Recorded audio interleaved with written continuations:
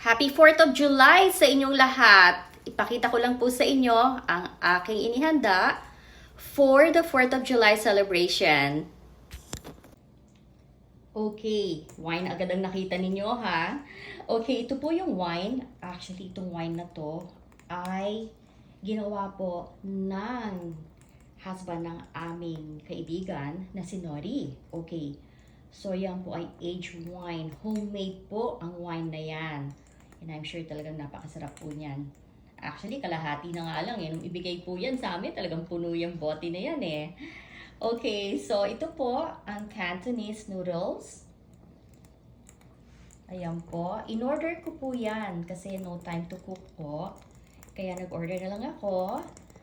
Yan ang Cantonese noodles. Napakasarap po niyan. Ay syempre, ang paborito po ng lahat, ang roast beef. Yan ang parating request po nila sa akin. Umorder daw ako ng roast beef. So, ayan. Wish granted, of course.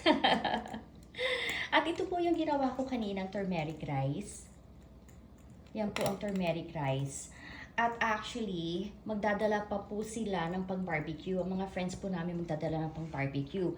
Although, I already told them that it's not necessary. Hindi sila obligated na magdala dahil hindi naman po potluck ito. Kasi po ganun po ako.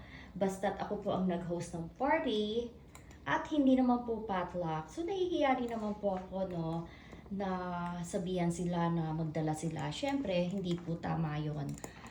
Most of the time po, talagang ang gusto ko, ako ang host at ako rin ang lahat. Ako ang bibili ng lahat. I never obliged them na magdala po. Kasi nakakahiya po yun eh, no? Yung para bang sasabihin mo potluck, every time na magpa-party potluck, it's not good po, no?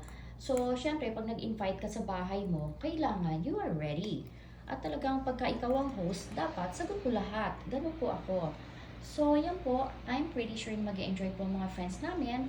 Kaya sabi po nila, sige, magdadala sila ng barbecue at mag-barbecue kami sa labas. Pero I'm really thankful po.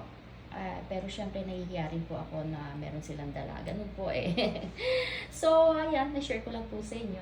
At maraming pong salamat. So, don't forget to subscribe to my YouTube channel. Thank you. See you guys later. Bye.